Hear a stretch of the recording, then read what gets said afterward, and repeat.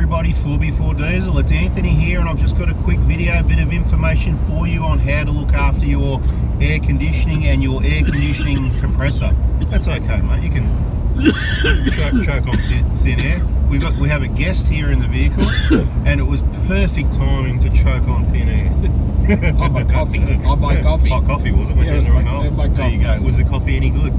Beautiful. Beautiful, okay. And only $3.50. And good company. Yeah, check out Bridgewater Bakehouse in Bridgewater because they've got some awesome value for money deals. Great pies. The curry pie was awesome. Anyway, what we're talking about here is how to look after your aircon. And how did this arise? Well, we just discussed it because what did I do? It's a fairly cool day here at the moment, and I just turned on the aircon. I just clicked it on. So you're probably thinking I'm crazy. And that's what the discussion started, and I thought we'll just spend a couple of minutes with you guys explaining how to look after your aircon. So the reason I turned on the aircon is you should run it for about 5 minutes once a week to keep all your seals and everything in the system lubricated to help with the Toyotas. You're probably not going to have any issues, but in general, just general information on any make or model of vehicle. Okay, so then you said, well, hang on, so I just leave it on all the time, didn't you? And I said, well, that'll wear out your compressor. And a lot of people are thinking, oh yeah, whatever. So, and that's fine, but let me explain it. So your aircon compressor, it's a bit like a alternator or the power steering pump, and you know the components are quality and it might never wear out, but there is a few Prados that have had compressors replaced, and let me explain it like an engine. It is a wear and tear item, but an engine you can change the engine oil. The compressor you can actually add oil and get it serviced, but to be quite honest, the biggest way to save your compressor is not running the aircon when you don't need it. So then you said, well, when should I turn it on? And I said, well, it's simple. When it's humid and you're uncomfortable, when it's hot and you want to be cooler, or when your car's fogging up, because the air conditioning takes the moisture out of the air, which is what defogs the vehicle, which is why you put it on when it's humid. It takes the humidity out of the air. And of course when it's hot, because it makes the air colder. So you don't need to have it on. If you haven't had it on and you haven't got moisture on the evaporator, that's the component in the dashboard that gets wet, which will then also cause condensation and then moisture on your windscreen. But if you've been running the heat to keep the car defogged in cooler weather, then you won't have that problem. So kind of like have it off. You don't need to worry about it. It's not going to save you much in fuel. It's going to make a small difference, but it's not going to save much. But the biggest thing is compressors are expensive, like $1,000, give or take, depends what vehicle. So turn it off when you're not using it.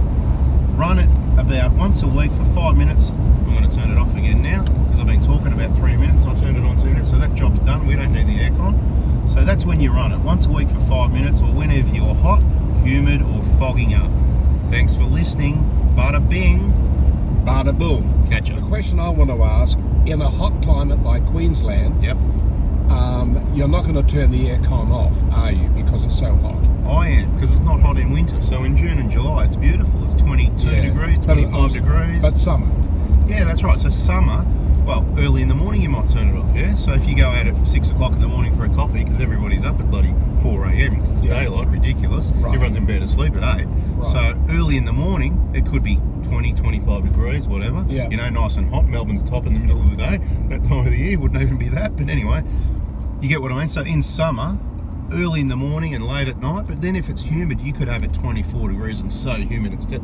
So you turn it on when you need it, and you turn it on. You don't just go, you can if you like. Now, people that buy new cars and get new one every 2-3 years, they don't need to listen because they just do what they do. Sure. But if you're keeping your vehicle long term, you want to keep it long and look after it, the best thing you can do is switch it off when you don't need it, when you're not using it, and of course, just run it once a week, 5 minutes. Getcha. Bada bing. Bada boom. Anthony, I've had cars in the past where you turn the compressor on and a squeak comes from the compressor. What's that? More questions. I thought we were done. Okay, Here we go. We'll just continue this then. Okay, a couple of different things. Depends what. Lots of different makes and models, of course. A lot of history there. We're talking with a few decades of history working on vehicles, and as an aircon specialist back in the 90s, I can tell you at that point in time, if you had a loose drive belt generally, so back then engines usually had probably 3 drive belts, most commonly, most engines. So you'd have your main alternator water pump drive belt, you'd have maybe a power steering air belt, drive belt is what I'm trying to say, air belt anyway. Yep. An air belt I get wouldn't you, work yeah. too well, would it? You know, air's not going to do anything.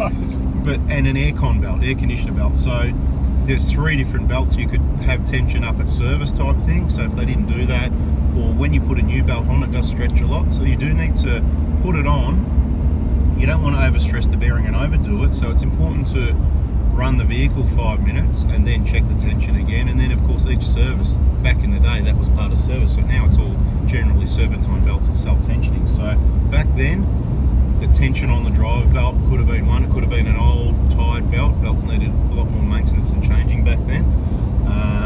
And there can be some squeaks coming from aircon compressors because dust that's got in there as well. Sometimes they need a clean out. Okay. Compressed air is your friend, so I think that nails that one. Yep. That's basically all I've got for you anyway. So bada bing, Bada bing, hit the like button, subscribe. I totally recommend these videos. Are awesome. Great resource for educating yourself on your vehicle. Bada bing, bada boom. See ya.